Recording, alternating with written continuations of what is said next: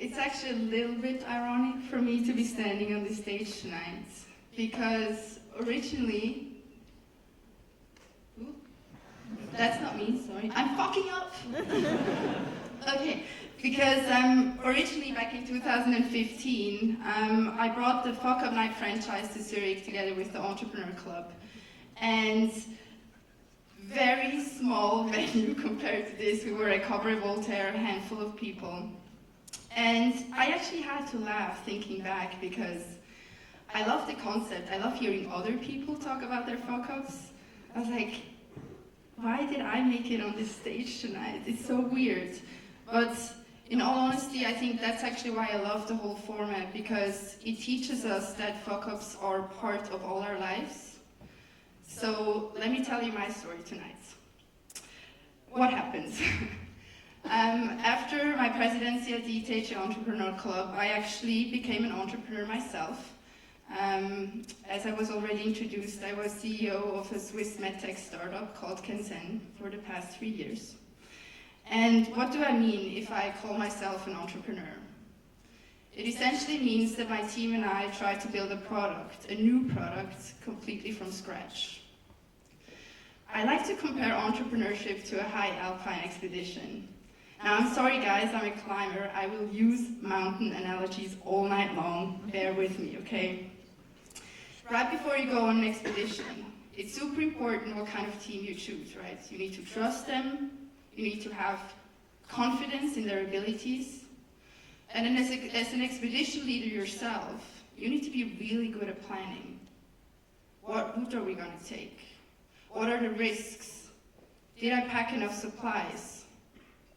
Did I pack the right gear?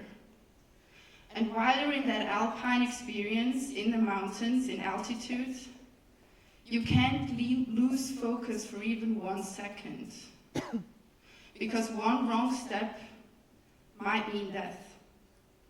That's entrepreneurship, guys, by the way. Don't you love it? Okay, so how did my expedition from the past 3 years look like with Kenzen? What we tried to do was create a personalized wearable laboratory in the form of an electronic patch.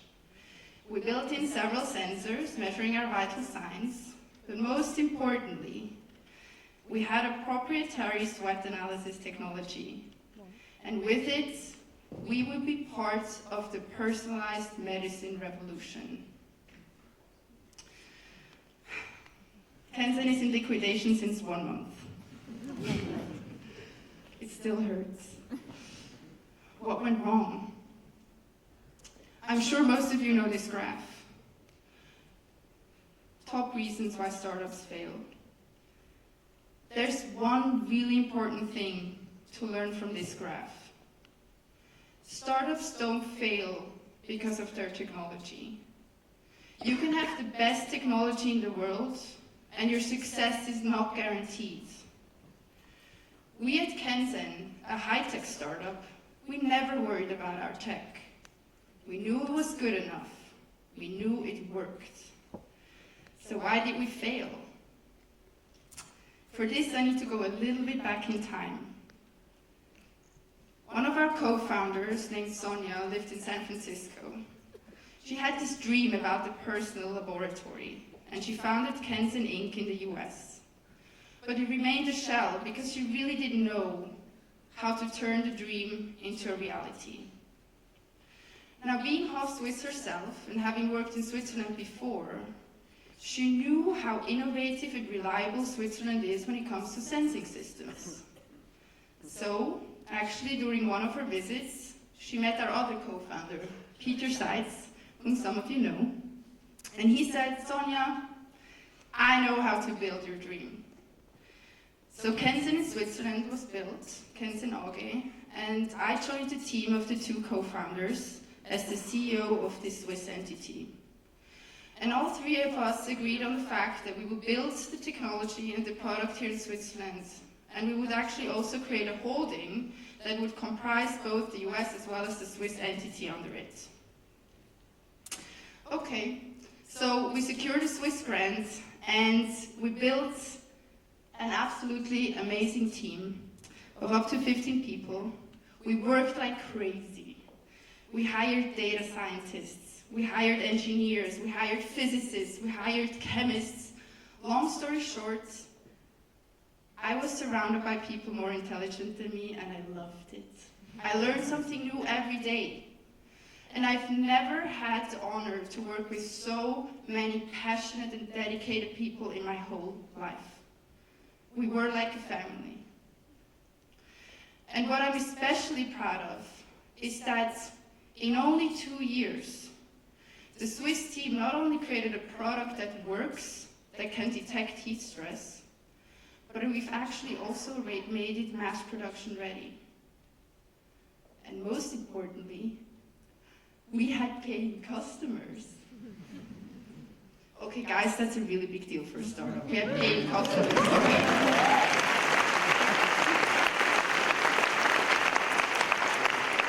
Okay, there was just one problem. Fundraising in Switzerland, it was slow.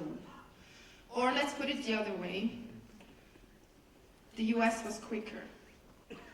We found US investments. And you know, back then, I didn't really think much about it.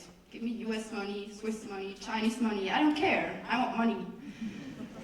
And it actually turned a so-called expedition design into quite a dangerous one. Let me tell you why.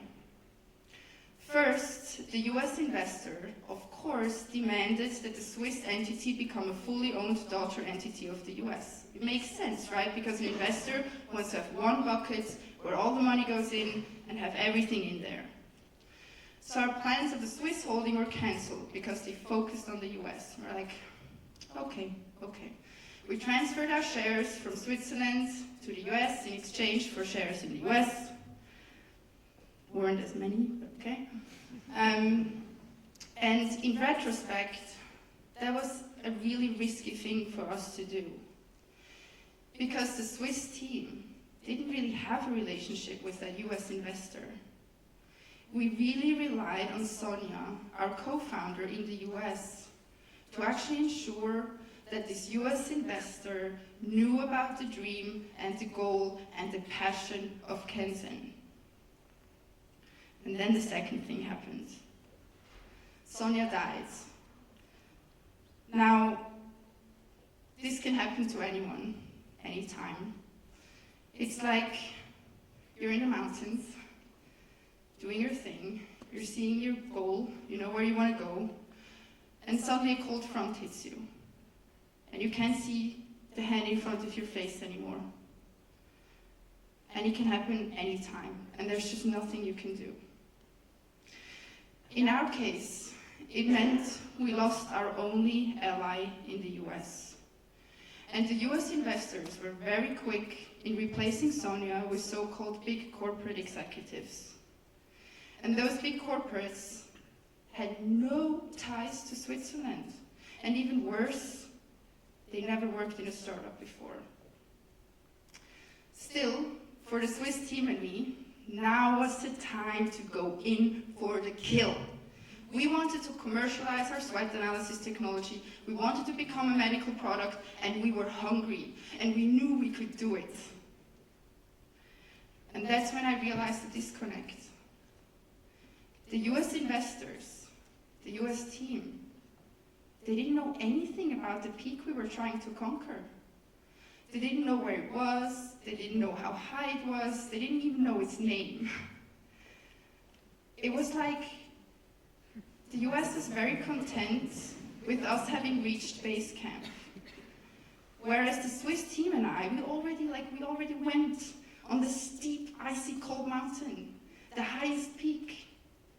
The US were happy with the product we built. We made money, we had customers, and we were completely disconnected. We didn't have the same goals. Now, unfortunately, I can't really go into the details of the back and forth over many months in this short amount of time. But, long story short, the US mother company, aka the US investors, decided not to continue funding the next steps from Switzerland. we had to declare over-indebtedness because in this short amount of time it was absolutely impossible to raise more money, or new money, especially in Switzerland. And yeah, ultimately, over-indebtedness ended in liquidation as we are in right now. And the US entity today, Kensen Inc., actually uses the product and IP owned and developed by Switzerland.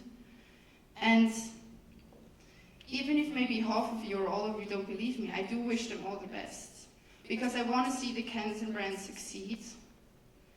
But there's just really one thing where US management and I completely disagree, is that I strongly believe a product is so much more than just hardware design. It lives from the know-how in the people's heads. And in this case, the know-how is in the Swiss team's heads. So it will be very difficult for them. But I do wish them all the best, I do. Now, coming back to my original question, why did we fail? As I said, our expedition design was very risky from the start. And you know how people always say, oh guys, it's so important that you're 100% aligned with your team. You need to work super closely together, especially in a startup. Well, yeah, I knew that. We were like family. But what I didn't realize enough is that an investor is every bit as much part of the team as an engineer. And in our case, the investors and the team weren't connected when it came to the goal. And for a long time, I kind of thought, you know, I saw the Swiss team kind of as the alpinists. We did the legwork on the mountain. We knew how to climb the peak. I knew that we could reach that peak. And I thought it would be enough to make the expedition a success. Well, an expedition also consists of people who aren't on the mountain, who've maybe even never seen a mountain.